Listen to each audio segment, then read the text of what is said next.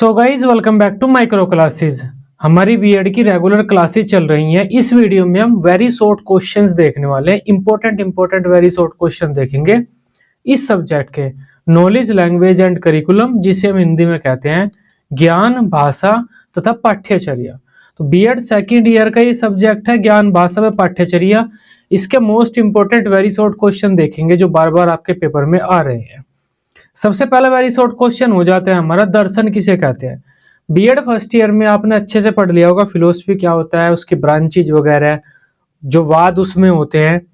काफी अच्छे से बीएड फर्स्ट ईयर में दर्शन के बारे में आपको जानकारी प्रदान कर दी जाती है दूसरे सब्जेक्ट में, तो वही आपको बताना है। दर्शन किसे कहते हैं?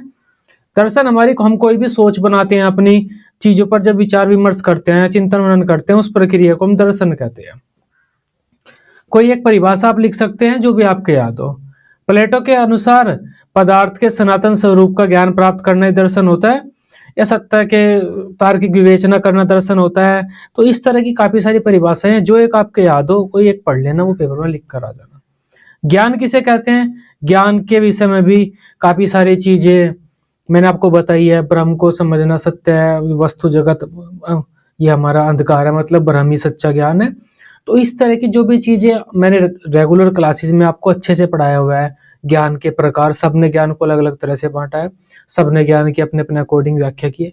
तो जो भी आपके एक परिभाषा है, उस परिभाषा जो भी एक परिभाषा याद कर लेना आप ज्ञान की भी, वो लिख देना, या फिर अपने शब्दों में भी आप लिख सकते हैं। तो ज्ञान क्या होता है?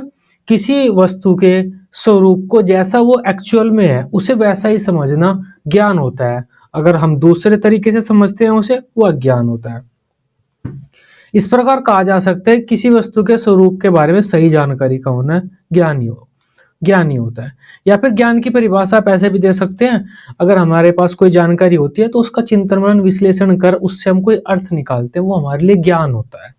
तो अलग अलग हमारे दार्शनिक हैं, अलग अलग विचार हैं, आप अपने अकॉर्डिंग कुछ भी लिख सकते हैं पेपर में। अरस्तु किसका शिष्य था? देखो ये होता है हमारा सपास, SPAS, इसको ध्यान रखना है, ऐसे सपास होता है ये, SPAS, इसका मतलब होता है सपा। अरस्तु किसका शिष्य था? अरस्तु था प्लेटो का। हमारा सबसे पहले सुकरात हुए थे, तो इसका मतलब होता है पहले सुकरात। सुकरात का शिष्य कौन था? प्लेटो था, प्लेटो, ये देखो प्लेटो। उसके बाद अरस्तु आए साहब, अरस्तु साहब आए हमारे, अरस्तु। बाद में सिकंदर साहब आए। तो सुकरात का शिष्य प्लेटो, प्लेटो का शिष्य अरस्तु, अरस्तु का शिष्य सिकंदर। ये सिकंदर वही था, सिकंदर मान जो सब पर, पूरे देश पर, दुनिया पर शासन करना चाहता था, पूरी दुनिया को जीतना चाहता था। तो सुकरात, प्लेटो, अरस्तु, सिकंदर, सपास इसे हम बोलते हैं। इसको एक बार याद कर लो, क्वेश्चन बन जाता है कौन किसका शिष्य था, कंफ्यूजन बहुत होती है। तो अरस्तु किसका शिष्य था? अरस्तु किसका शिष्य था? प्लेटो का शिष्य था। एक बार और बता देता हूं मैं एक बात, कि जो प्लेटो थे उनको सबसे महान दार्शनिक की उपाधि प्राप्त है पाश्चात्य दार्शनिकों में। सुकरात ने तो अपने जर्नल से विचार दिए हैं, प्रेरित वगैरह किया लोगों को, इनको फिर जहर वहर दे के मार दिया गया सुकरात को, क्योंकि धर्म के खिलाफ बोल रहे थे। तो प्लेटो ने ही जो विचार दिए हैं अपने आध्यात्मिकता के बारे में, जो भी दिए हैं प्लेटो ने दिए हैं पाश्चात्य साहित्य में। क्योंकि उसके बाद जो अरस्तु हैं, अरस्तु हमारे व्यवहारवाद की तरफ बढ़ गए। जो हमारा ये संसार दिख रहा है, ये संसार सत्य मानने लगे अरस्तु, और इस संसार को समझने में लगने लगे। तो इसी वजह से जो हमारे पाश्चात्य दार्शनिक है, पाश्चात्य वैज्ञानिक है, वे संसार को ही समझते हैं, और इस संसार के बारे में उन्होंने इतने सारे सिद्धांत वगैरह दिए हैं विज्ञान में हमारे, और गणित वगैरह में। यही हमारा यहीं से दर्शन से निकला हुआ है, देखो सब कुछ। नेक्स्ट क्वेश्चन है हमारा, अद्वैत दर्शन किसकी देन है? ये शंकराचार्य की है। अद्वैत दर्शन, द्वैत दर्शन, विशिष्ट अद्वैत दर्शन, तो ये कुछ व्याख्याएं होती है हमारी वेदांत दर्शन की, उनमें से अद्वैत दर्शन सबसे मेन होता है शंकराचार्य। अद्वैत का मतलब होता है दो नहीं एक, अद्वैत, ए का मतलब नहीं, द्वैत का मतलब दो, तो दो नहीं है एक ही है, मतलब भगवान वगैरह सब कुछ इन्होंने ब्रह्म को माना कि ब्रह्म ही है जो भी है। मैं भी ब्रह्म हूँ, दुनिया भी ब्रह्म है, ये जो दिख रहा है ब्रह्म, ब्रह्म नहीं ब्रह्म, ब्रह्म भगवान मान सकता है। फिर उन्होंने शंकराचार्य ने भगवान की जगह ब्रह्म शब्द का प्रयोग किया। तो जो हमारी आत्मा, हम हमारे अंदर से जो आत्मा निकलेगी वो भी ब्रह्म का हिस्सा है, ब्रह्म में मिलेगी। तो सब कुछ ब्रह्म है, बाकी कुछ नहीं है। ये इन्होंने कहा शंकराचार्य ने अद्वैत दर्शन में। वेद किसे कहते हैं? वेद मनुष्य के धार्मिक और दार्शनिक विचारों का मानव भाषण में प्रथम परिचय प्रस्तुत करता है। प्राचीनतम इतिहास, सामाजिक नियम, सदाचार, दर्शन, कला, धर्म आदि का ज्ञान वेदों में मिलता है। वेद इन सब का आधार है। मतलब ये चीजें याद कर लेना, इन सब से संबंधित ज्ञान प्रदान करता है वेद। हिंदू धर्म के हमारे सबसे पवित्र ग्रंथ माने जाते हैं वेद। हिंदू धर्म का आधार माने जाते हैं, सनातन धर्म का आधार माने जाते हैं वेद। और ऐसा माना जाता है ज्ञान का जो स्रोत इस पृथ्वी पर सबसे पहला प्राप्त है वो वेद ही है हमारे पास। निषेधात्मक शिक्षा का प्रत्यय किसने दिया था? निषेधात्मक शिक्षा रूसो ने दिया था। बीएड फर्स्ट ईयर में हमने पढ़ लिया था रूसो। नेक्स्ट है हमारा दर्शन और शिक्षा एक सिक्के के दो पहलू हैं। शिक्षे के नहीं, दर्शन और शिक्षा एक सिक्के के दो पहलू हैं। ये रोस ने कहा था। Most important statement. बीएड के बाद आप आगे जाएंगे ना सीटेट यूपीटेट में, वहीं पर धरा मिलेगा आपको एक क्वेश्चन। दर्शन और शिक्षा एक सिक्के के दो पहलू, ये रोस ने कहा था। पॉलिटिक्स किसकी रचना? ये अरस्तु की रचना है। मोस्ट इंपोर्टेंट को ये भी। और पॉलिटिक्स किसकी रचना है? अरस्तु की रचना है। ज्ञान प्राप्त करने के दो प्रमुख स्रोत कौन कौन से होते हैं? ज्ञान जब मैंने आपको पढ़ाया था अलग अलग स्रोत बताए थे। प्रत्यक्ष रूप से प्राप्त कर सकते हैं, अपने अनुभव से प्राप्त कर सकते हैं, चिंतन मनन से प्राप्त कर सकते हैं। तो काफी सारे स्रोत होते हैं।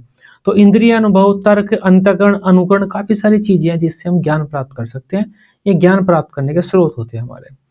ज्ञान मीमांसा, देखो दर्शन की 3 शाखाएं होती हैं, वैसे तो 6 होती हैं लेकिन मुख्य 3 शाखाएं होती है दर्शन की। एक तो हमारा ज्ञान मीमांसा हो ही जाता है, दूसरी हमारी होती है मूल्य मीमांसा। मूल्य मीमांसा, एक होती है हमारी तत्व मीमांसा। तो ये 3 होती है हमारी दर्शन की शाखाएं। तीनों के बारे में मैंने आपको हल्का हल्का सा पढ़ाया हुआ है। वेरी शॉर्ट में ज्ञान मीमांसा ज्यादा पूछा जा रहा है। तो ज्ञान मीमांसा का क्या अर्थ है? दर्शन शास्त्र की वह शाखा जिसमें हम ज्ञान की प्रकृति, वैधता, उसकी विश्वसनीयता, ज्ञान क्या होता है, अज्ञान क्या होता है, इन सभी चीजों का विश्लेषण करते हैं। उस शाखा को हम ज्ञान मीमांसा कहते हैं। देखो दर्शन में हम क्या करते हैं? विचार विमर्श करते हैं, चिंतन मनन करते हैं, चीजों का ज्ञान ही तो प्राप्त करते हैं। अब ज्ञान प्राप्त करने के लिए हमें पता तो होना चाहिए ज्ञान होता क्या है, किस चीज को हम ज्ञान माने, किस चीज को अज्ञान माने, पता तो होना चाहिए आपको। अगर कोई आपसे कह दे कि मैंने हाथी उड़ता हुआ देखा, तो आप तो उसे भी ज्ञान मान लेंगे कि हाँ जी वो भी ज्ञान होता है। तो आपको पता होना चाहिए ना ज्ञान क्या होता है, तभी तो आप दर्शन में विचार विमर्श चिंतन मनन करेंगे। तो वो ज्ञान क्या होता है? दर्शन शास्त्र की वो शाखा जो इस क्वेश्चन का उत्तर ढूंढती है वो ज्ञान मीमांसा होती है। इसके अंतर्गत हम ज्ञान का विश्लेषण करते हैं, चिंतन मनन करते हैं कि ज्ञान क्या होता है, उसकी प्रकृति कैसे, स्वरूप कैसा होता है, वैधता क्या होती है, कैसी होती है, ज्ञान की विश्वसनीयता क्या, आधार क्या होता है, ज्ञान का भ्रम क्या होता है, वास्तविकता अवास्तविकता क्या होता है। तो वो ज्ञान से संबंधित ये चीजें हम रिसर्च करते हैं, इन पर चिंतन मनन करते हैं, इसको समझते हैं एक्चुअल में होता क्या है ज्ञान। ज्ञान की वैधता क्या होता है? ज्ञान पर हम कितना यकीन कर सकते हैं उसे ज्ञान की वैधता कहते हैं। जैसे जो हमारे आदर्शवादी होते हैं वे हमारे इस जो भौतिक ज्ञान है उसे बिल्कुल भी वैध नहीं मानते, उसे छलावा मानते हैं। और जो भौतिकवादी हैं वे आध्यात्मिक ज्ञान को वैध नहीं मानते। तो ज्ञान की वैधता का मतलब होता है ज्ञान कितना सही है, उसे कितना स्वीकार कर सकते हैं। ज्ञान की वैधता ज्ञान के सही होने को दर्शाती है। ज्ञान की वैधता को निर्धारित करने के लिए कोई स्वीकृत निश्चित नियम नहीं है, बस अलग अलग विचारकों ने अलग अलग ज्ञान को दिया है और उन ज्ञान की अलग अलग वैधता दी है। तो जिसने जिस ज्ञान को दिया, अगर मैं आदर्शवादी हूं तो मैं भगवान को मानूंगा, तो भगवान वाले ज्ञान को मुख्य मानूंगा मैं, और मेरे लिए जो वैधता होगी ज्ञान की वो भगवान से संबंधित होगी। जो ज्ञान भगवान से संबंधित वो वैध। सिंपल सी बात है, समझते नहीं हो।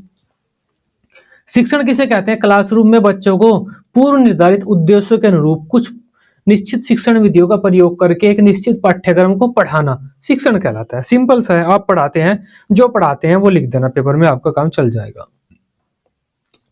शिक्षण में अंतःक्रिया का क्या मतलब है? Important question. अंतःक्रिया का क्या मतलब होता है शिक्षण में? देखो छात्र और शिक्षक जो आपस में बातचीत करते हैं उसे अंतःक्रिया बोलते हैं। तो शिक्षण में अंतःक्रिया का मतलब शिक्षक और छात्र के मध्य होने वाली बातचीत से होता है। इतना पेपर में लिख दो, आपका काम चल जाएगा। किसी क्लास में अंतःक्रिया ज्यादा होगी, बच्चे का विकास अच्छा होगा। जिस क्लास में अंतःक्रिया कम होगी, अच्छी नहीं होगी, बच्चों का विकास भी अच्छा नहीं होगा। सिंपल सी बात है। नेक्स्ट क्वेश्चन, ज्ञान की वैधता के त्रिपक्षीय सिद्धांतों को बताइए। देखो एक त्रिपक्षीय सिद्धांत है हमारा ज्ञान की वैधता को, उसमें 3 चीजें बताई गई हैं, न्यायोचित, सत्य तथा विश्वास। मतलब इन चीजों के आधार पर हम ज्ञान को सही और गलत मान सकते हैं। तो लेकिन इसको हम पूरा नहीं कह सकते, क्योंकि ज्ञान एक ऐसा टर्म है जिसको सबने अलग अलग बताया है, किसी ने कुछ बताया, किसी ने कुछ बताया।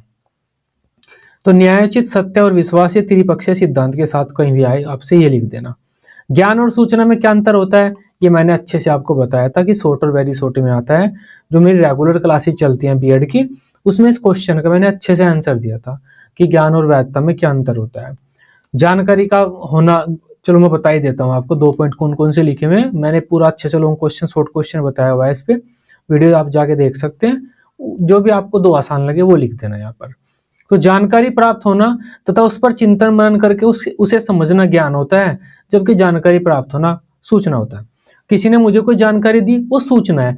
अब उस सूचना पर चिंतन मनन करके मैं कुछ समझूंगा, कुछ दिमाग में लाऊंगा अपने, अच्छा उससे ये चीज हो जाती है। कोई एक अपना आइडिया बनाऊंगा, एक अपना जो जो आइडिया बनाऊंगा ना अपना, वो क्या होगा, वो ज्ञान होगा।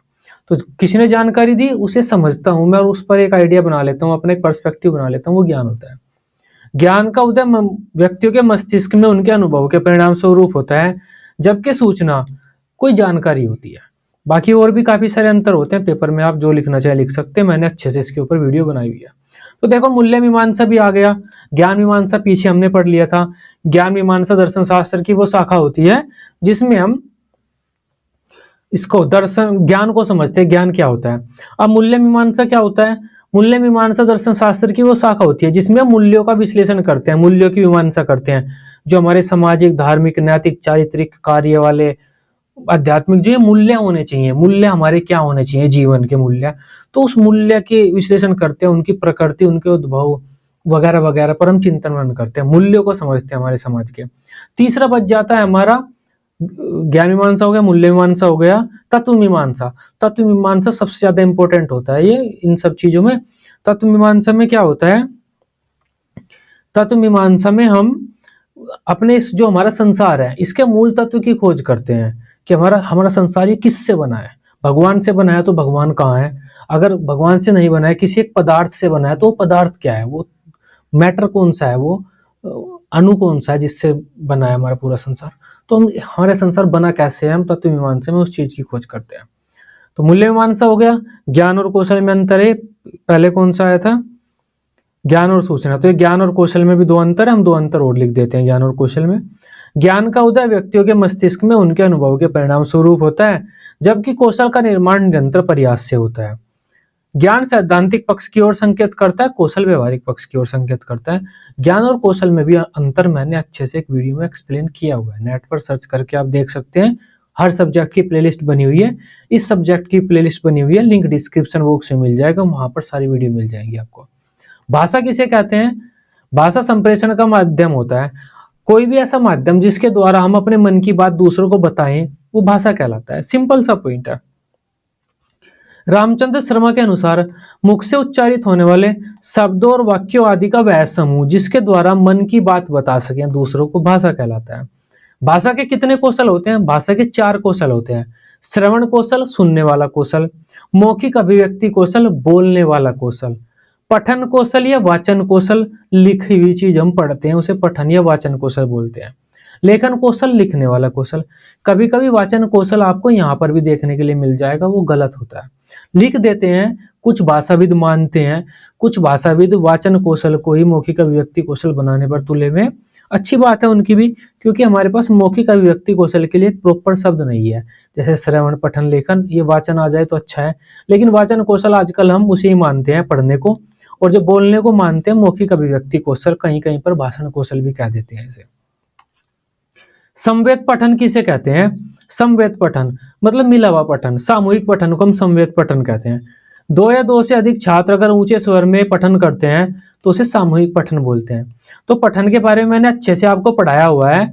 पठन के कितने प्रकार होते हैं, व्यक्तिगत, सामूहिक, लाउड, साइलेंट, मौन, तो जो भी होता है पठन वो सब मैंने अच्छे से बताया हुआ है अपनी रेगुलर क्लासेज में। यहाँ से क्वेश्चन आता है आपके पेपर में। किंडरगार्टन विधि के जनक कौन है? तो फ्रोबेल है किंडरगार्टन विधि के जनक, ध्यान रखना। एनसीएफ का पूरा नाम क्या है? नेशनल करिकुलम फ्रेमवर्क, राष्ट्रीय पाठ्यचर्या रूपरेखा एनसीएफ का पूरा नाम है। भाषा कितने प्रकार की होती है? भाषा 3 प्रकार की होती है, मौखिक, लिखित, सांकेतिक। बोलकर मैं दूसरे को कुछ बताऊं वो मौखिक भाषा, लिखकर मैं अपनी बात दूसरों को बताऊं वो लिखित भाषा, इशारों में अपनी बात अगर मैं दूसरों को समझाऊं वो सांकेतिक भाषा। लिपि किसे कहते हैं? देखो, हर भाषा को लिखने का हम एक तरीका बना लेते हैं।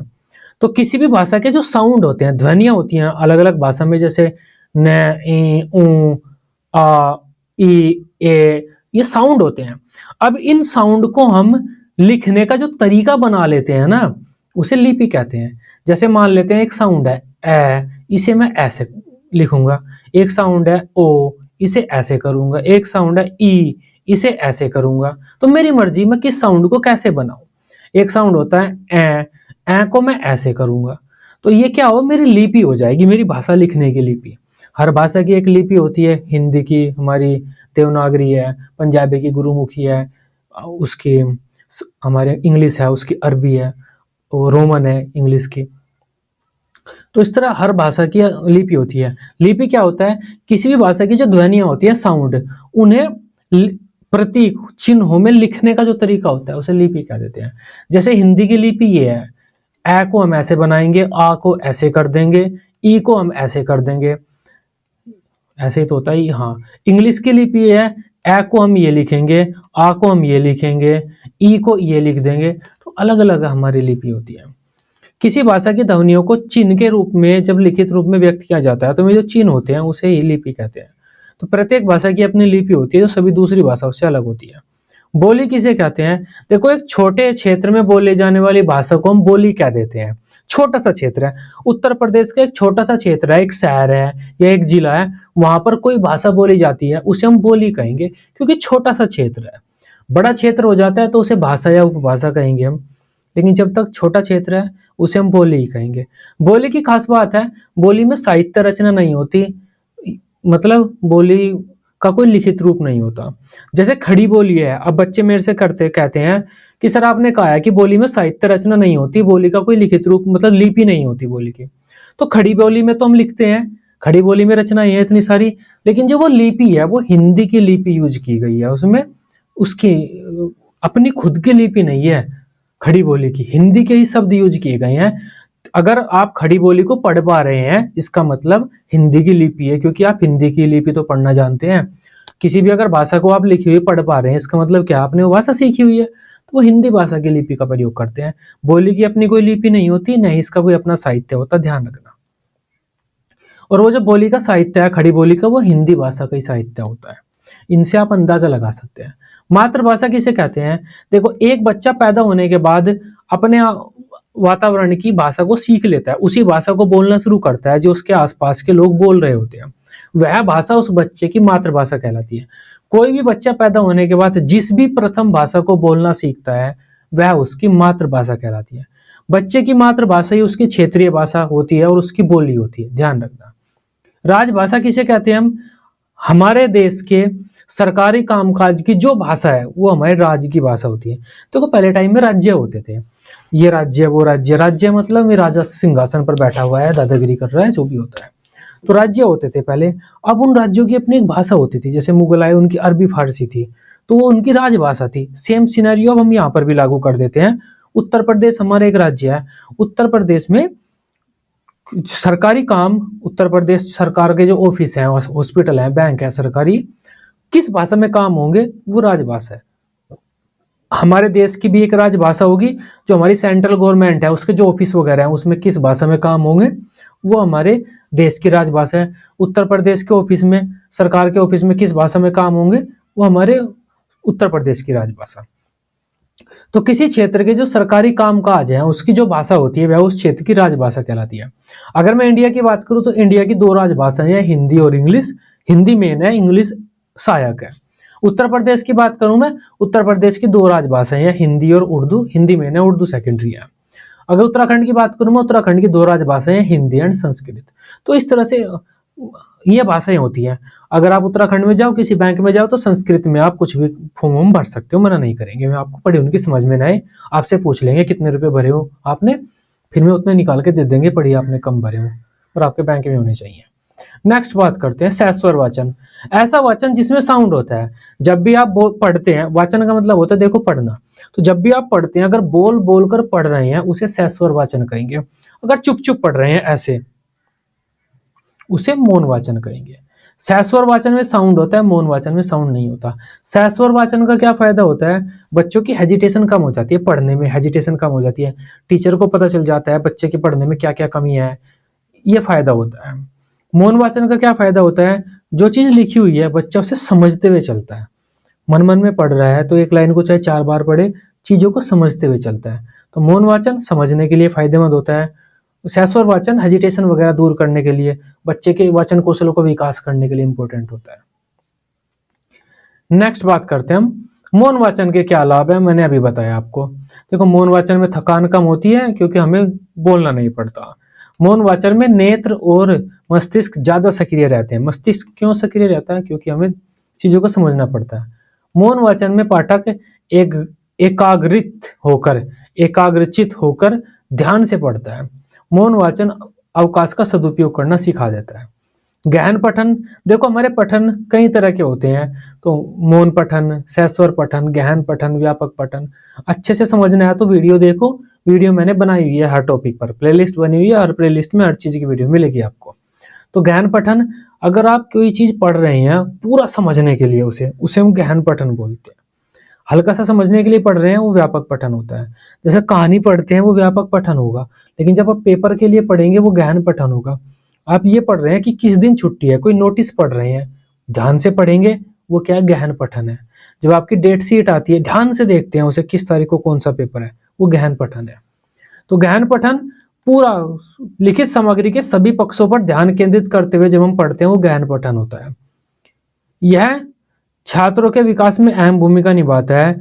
लिखित सामग्री पर इससे बच्चे अपना अधिकार जमा लेते हैं। कक्षाओं में पठन जो होता है, परीक्षाओं के लिए बच्चे पढ़ते हैं, वो गहन पठन ही होता है। पठन का स्कीमा सिद्धांत, देखो ये पियाजे ने दिया था, पियाजे का सिद्धांत नेट पर सर्च कर लेना, वीडियो मिल जाएगी आपको मेरी। पठन का स्कीमा सिद्धांत भी इसे हम कह देते हैं। तो स्कीमा क्या होता है, ये आपके सीटेट में भी काम आएगा, यूपी टेट में भी काम आएगा, ये पीछा नहीं छोड़ेगा आपका स्कीमा। पियाजे बहुत बड़े मनोवैज्ञानिक थे हमारे, रचनावाद की शुरुआत उन्होंने ही की है, और रचनावाद को ही आजकल हम मेन मानते हैं। मुख्य तौर पर हम रचनावाद को ही फॉलो करते हैं आजकल अपने साइकोलॉजी में।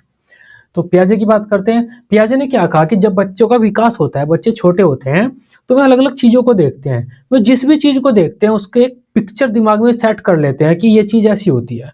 अगर ये मान लेते हैं ये टीवी है, इस तरह का ये टीवी है, यहाँ पर इस तरह का ये टीवी है, तो बच्चे ने इसे देखा, मैंने कहा कि ये टीवी है या टीवी चला दो, मैं बोल रहा हूँ टीवी चला दो, टीवी बंद कर दो, बच्चा इसे देख रहा है, तो बच्चे को पता चल गया ये टीवी है। तो इस चीज की बच्चा एक इमेज बना लेगा अपने दिमाग में, उसे हम स्कीमा कहते हैं।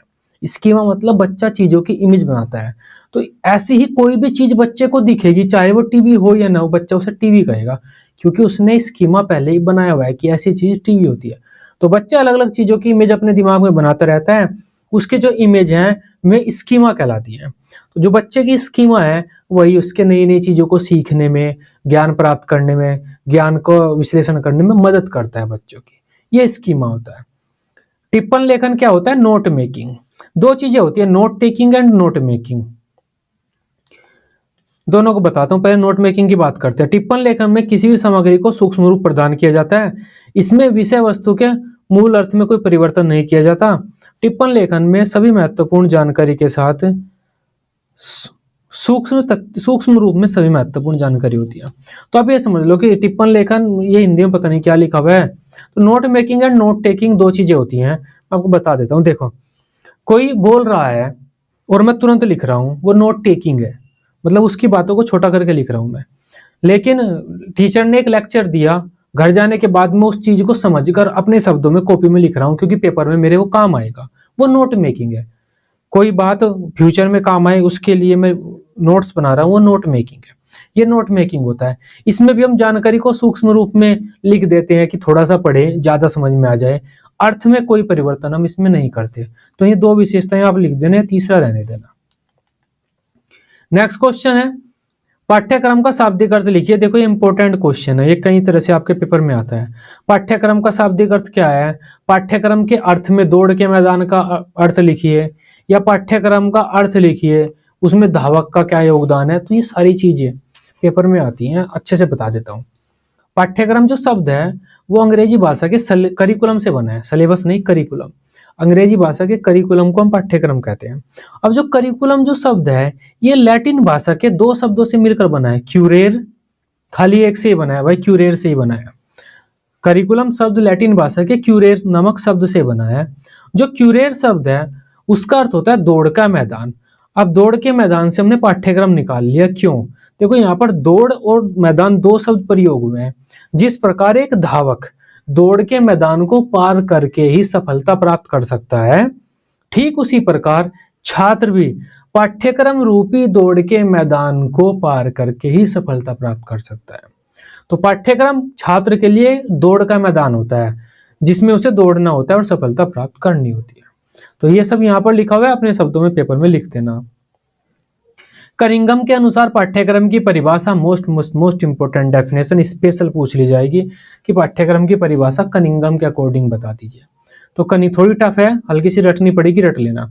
कनिंघम के शब्दों में पाठ्यक्रम कलाकार शिक्षक के हाथ में एक साधन है जिससे वह अपने पदार्थ शिक्षार्थी को अपने आदर्श उद्देश्य के अनुरूप अपने चित्रालय में शिक्षित करता है।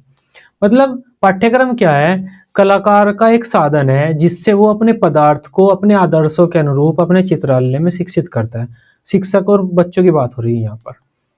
पाठ्यक्रम के लचीले होने का अर्थ ये होता है कि पाठ्यक्रम पूरा स्थायी न हो, दृढ़ न हो।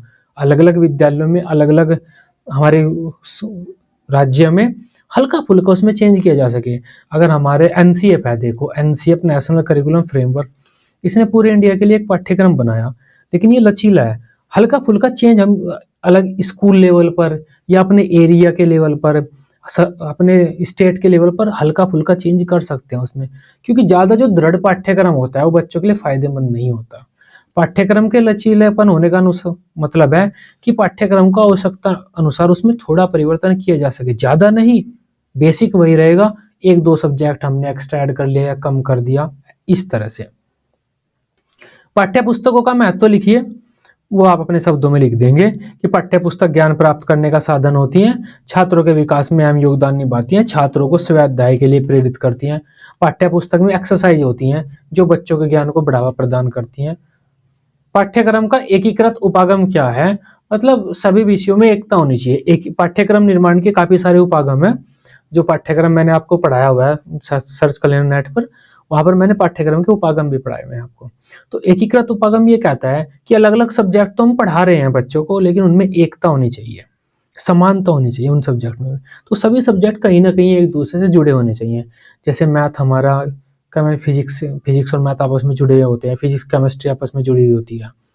इसके अलावा जो हमारा बायोलॉजी है वो मैथ के साथ भी जुड़ी होती है इक्वेशन वगैरह में, और हमारे ज्योग्राफी के साथ भी जुड़ी हुई होती है, ज्योग्राफी हिस्ट्री के साथ जुड़ा हुआ होता है। तो ये सब्जेक्ट आपस में जुड़े होने चाहिए। इस उपागम को हम बोलते हैं पाठ्यक्रम का एकीकृत उपागम। इससे ज्ञान में एकता पाई जाएगी, एक रूप में बच्चे ज्ञान को प्राप्त करेंगे। इकाई योजना के कुछ स्तर होते हैं, मासिक इकाई योजना, वार्षिक इकाई योजना, साप्ताहिक इकाई योजना, वो 2-3 स्तर होते हैं, पेपर में लिख देना आप। पाठ्यक्रम के हिल्दा ताबा जो मॉडल है उसका दूसरा नाम क्या है? पाठ्यक्रम का जो हिल्दा ताबा मॉडल है उसका मतलब होता है आगमन प्रतिमान, दूसरा नाम इसका ये होता है। ये भी क्वेश्चन आ जाता है आपका, आगमन प्रतिमान। नेक्स्ट क्वेश्चन है, पाठ्यक्रम के समेकित तथा संलयन उपागम में एक अंतर बताइए। समेकित उपागम में विभिन्न विषयों के मध्य संबंधों को ढूंढा जाता है तथा संलयन उपागम में विभिन्न विषयों के अलग अलग क्षेत्रों को निर्धारित किया जाता है। तो देखो पाठ्यक्रम अलग अलग के जो सब्जेक्ट होते हैं वे अलग अलग भी होते हैं और जुड़े हुए भी होते हैं। अलग अलग तो किस वजह से होते हैं? गणित में हम गणित वाली बात करेंगे, फिजिक्स में समाज इसकी बात करेंगे, ब्रह्मांड की ये घटनाएं घटित कैसे हो रही हैं, हिस्ट्री में अपनी हिस्ट्री की बात करेंगे।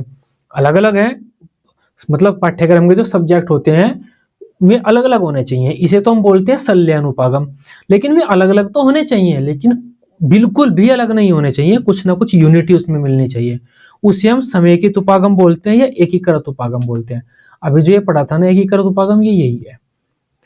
एक इकाई किसका सम्मिलित रूप होती है? देखो एक इकाई में काफी सारे पार्ट होते हैं, तो काफी सारे पार्टों का सम्मिलित रूप इकाई कहलाता है हमारा। पाठ्यक्रम निर्माण के दो आधार, सामाजिक आधार, ऐतिहासिक आधार, दार्शनिक आधार, इसके अलावा शैक्षिक आधार, आर्थिक आधार, काफी सारे आधार है हमारे पाठ्यक्रम निर्माण के। तो ये आज की हमारी क्लास थी। देखो अच्छे से हमने वेरी शॉर्ट क्वेश्चन जो इंपॉर्टेंट थे इस सब्जेक्ट के सारे कवर कर लिए। बीएड के पेड नोट्स आप लेना चाहते हैं तो ये नंबर लिखा हुआ है, इस नंबर पर आप व्हाट्सएप कर दीजिए 9528219270। इस नंबर पर आप व्हाट्सएप कर दीजिए, पेड नोट्स की जानकारी मिल जाएगी, पेड नोट्स आपको वहाँ प्रोवाइड करा दिए जाएंगे। कोई डाउट होता है बाद में भी उसकी भी आपको वहाँ पर सोल्व कर दिया जाएगा। तो ये आज की हमारी क्लास थी। आई होप इस क्लास को आप बेहतर तरीके से अच्छे से समझ पाए होंगे। वीडियो अच्छी लगी हो आप इसे अपने बीएड ग्रुप में दोस्तों के साथ शेयर कर सकते हैं। बीएड के सभी सब्जेक्ट की डेली रेगुलर क्लासेस लेने के लिए आप इस चैनल को सब्सक्राइब कर सकते हैं। Till then bye bye, take care.